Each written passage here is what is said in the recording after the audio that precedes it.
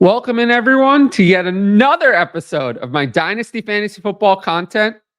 Like I said yesterday, the most important thing you can do is leave a like, leave a comment, and subscribe to the channel if you're watching this and you like what we're doing. But I don't want to waste more time on too much of an intro. Let's get into our first news story. Last night, Diontae Johnson was traded to the Panthers. He was traded for nothing. Johnson and pick 240 for cornerback Diontae Jackson, who's apparently horrible, and pick 178. Shows that things were really bad between Johnson and the Steelers. 1 year left on the contract, $10 million for the Panthers to pay. Might want an extension. He turns 28 in the summer. Johnson never, ever got along with Kenny Pickett. In 2019, 3.7 catches and 42.5 yards a game. 2020 went up 5.9 catches a game. That's a lot. And 61.5 yards. 2021 was his best season, 6.7 catches and 72.6 yards per game. Extremely good career progression through his age 25 season. Then suddenly Kenny Pickett came in. It all went to shit. 5.1 catches and 51.9 yards a game. And then it went down this year to just 3.9 catches and 55.2 yards a game. The Panthers made a great move here to get a real weapon for Bryce Young. They also have an additional second-round pick, including the one from the Brian Burns trade. Oh, that was a mouthful. They're going to add another wide receiver, maybe even two more. But Johnson's going to be their wide receiver one to open 2024. Now, I heard some people saying this was bad for Diontae Johnson. Oh, the Panthers are a dumpster fire. Oh, I don't like it. Oh, Bryce Young's bad. Incorrect. Disagree. I moved Johnson up 8 spots, not down, because we got to remember, Adam Thielen, at times, was a wide receiver one in this broken offense last year. So I think this is a great landing spot for Johnson. This is exactly what Bryce Young needs. So, obviously things were not working for Diontae Johnson after Ben Roethlisberger retired on the Steelers. So I think this is a good move. As for the other wide receivers, Adam Thielen looked washed by the end of the year. I don't really have any interest in him.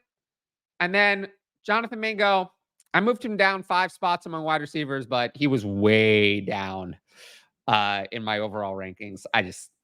Mingo's a bust. And I don't know. He's going to be fighting with Thielen for that wide receiver 3 spot. New rookies coming in. At best, I have no interest in Jonathan Mingo. He's an obvious face planner. Get rid of him for anything. Literally anything you can get. Next news story. Big story here. Mike Williams was released by the Chargers. They had no choice. They had to keep themselves cap compliant. They saved $20 million in cap space by doing it. He played 3 games before tearing his ACL.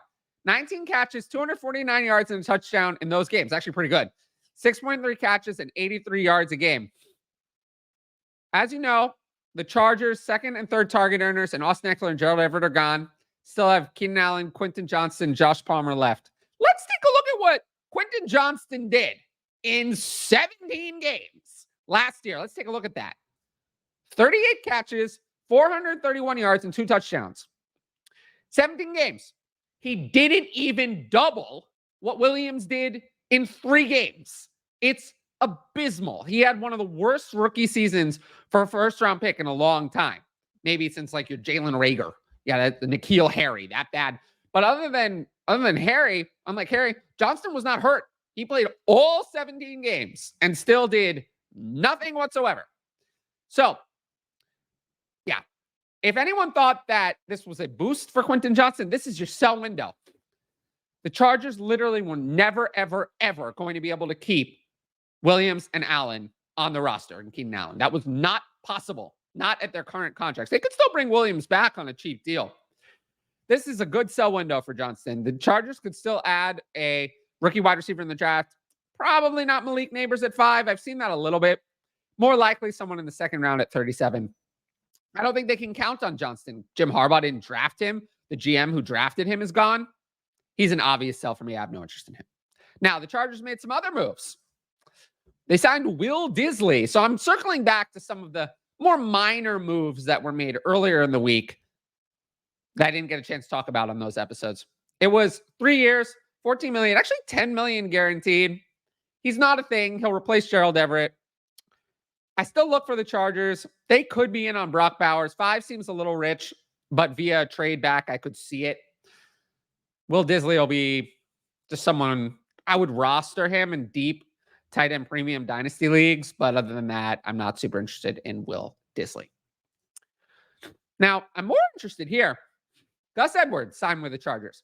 Makes sense. They needed a placeholder running back. They have nothing there after Austin Eckler left to the Commanders. There's the connection. He played for John Harbaugh. Now he will play for Jim Harbaugh. He got 2 years, $6.5 million, $3.375 million guaranteed. The signing means that the Chargers are going for a split backfield. Look for them to fill that other spot in the NFL draft. I've seen so much Blake Corum at 69 overall. They're not going to proceed with Edwards and Isaiah Spiller. However, other than maybe returning to the Ravens, this is about the best possible landing spot for Gus Edwards. Run-heavy team. We know they want to run. Greg Roman. We know he liked Gus Edwards before. So I moved Edwards up a few spots, even though he's already 29. I think he'll have some fantasy relevant games here. He's certainly someone that should be rostered in all dynasty leagues. Of course, if you have a rebuilding team, you have Gus Edwards now. This is your opportunity to get a third for Gus Edwards. You're never going to get more. You can get a third for Gus Edwards, get out, and then just recycle that spot in a rebuild. So that's the main actionable takeaway here. But, good signing for the Chargers. I have no issue with it for them. Now, another one that I have no issue with for real life, I think was a great move.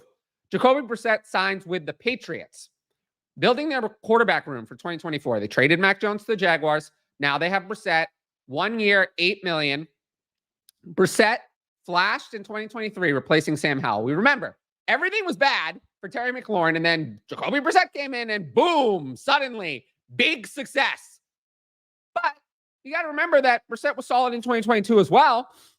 64% completion, 12 touchdowns, 6 interceptions, 7.1 yards per attempt. Far better than Deshaun Watson in the same offense. I fully expect the Patriots to take a quarterback at 3 overall. I think Brissett would start a few games, 3-4 games maybe, before we put the rookie in, whoever it is, whether it's Drake May or Jaden Daniels.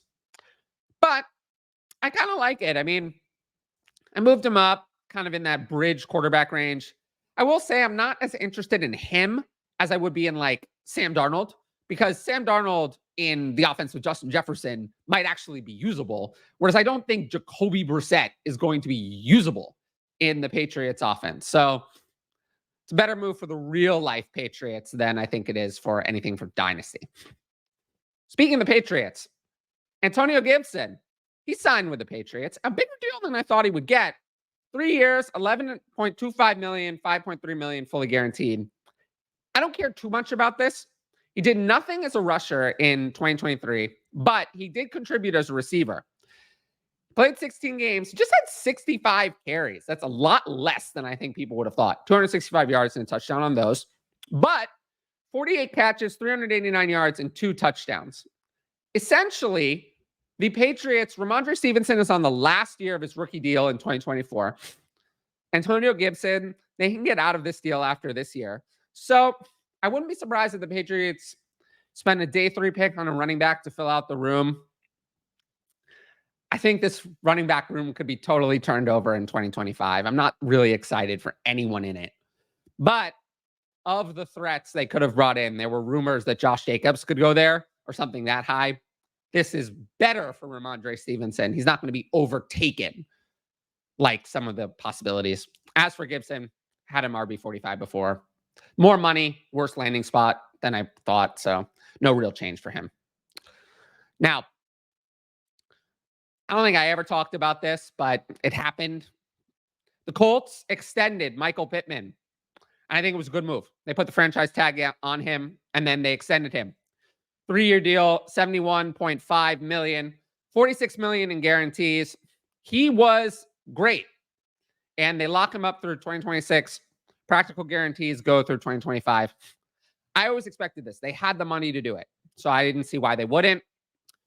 2023 stats, I mean, he was great. 109 catches, 1,152 yards, and 4 touchdowns. A little low on the touchdowns. I'm hoping maybe with Anthony Richardson, that number can come up a little.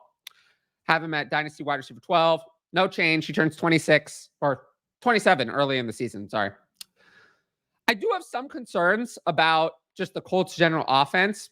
This is not the landing spot I would love for a wide receiver or Brock Bowers at 15.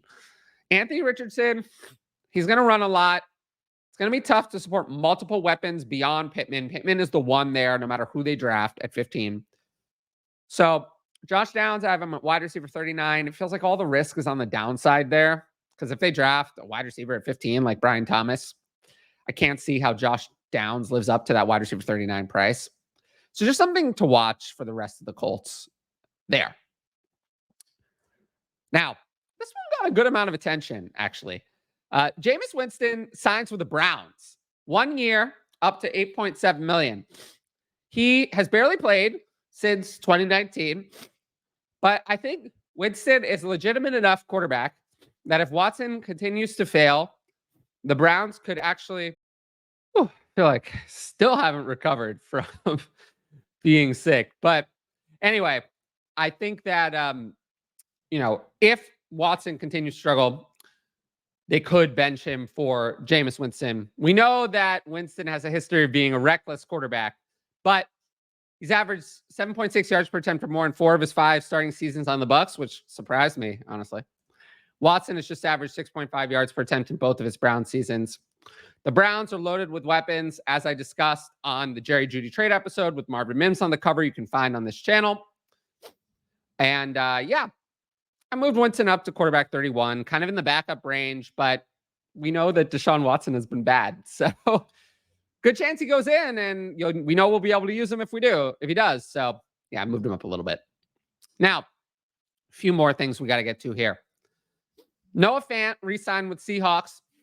2 years, $21 million. It's a decent contract for him, but this is a horrific spot. I have people telling me on Twitter, they're smart people. They say that, it's a great scheme. This, that. None of it matters. It doesn't matter. This is a team with a meh quarterback at best. Geno Smith is bottom half. And 3 wide receivers who are all better target earners than Noah Fant. DK Metcalf, JSN, Tyler Lockett. All of them. Way better target earners than Noah Fant. Unless there is a run of injuries, there is no path for Noah Fant to be fantasy relevant on the Seahawks. None. 0. I wanted him to go elsewhere so badly. This wasn't it. So I moved him down. Doesn't seem like much, but that's about 25 overall spots. I didn't have any tight ends in Fant's value range. So very frustrating that people don't analyze things the right way. Terrible landing spot. He's dead to me in fantasy. I have no interest in Noah Fant. Tyrod Taylor, last one, signs with the Jets. 2 years, up to $18 million. They're back up to Aaron Rodgers. Smart move for the Jets. We saw what happened with Zach Wilson. And Taylor was actually decent as the Giants backup last year. 64.4% completion, 5 touchdowns, 3 interceptions, 7.5 yards per attempt. Might be a sneaky dynasty stash now in case Aaron Rodgers runs for vice president or, gets hurt again. But other than a roster spot in Superflex leagues, and he should be rostered, Tyrod Taylor should be rostered in all Superflex leagues, because if he goes in, he'll be fantasy relevant in this offense. So he should be rostered in all Superflex leagues, but he's not worth anything. So, don't pay for Tyrod Taylor. But if he's on waivers, add him to your roster. That's it for today's list. I know there are probably more things going on, but we're going to continue to cover more news as it comes in. If you like the video, make sure to like, comment, and subscribe to the channel. That's the best way to support the YouTube channel. Additionally, if you want to get all my ranks, I just updated them last night. My Dynasty ranks, patreon.com/fantasy advice. You can get my Dynasty ranks, see how all of these players moved throughout free agency. And we're going to be updating those constantly throughout the offseason, during the season, always. So that's something you can get on my Patreon. Plus, in the Patreon Discord, we're talking about free agency.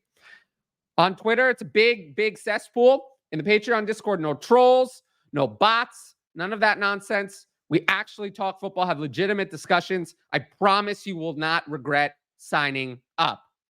But until next time, I want to thank everyone for watching, and I will see you all later. Peace out.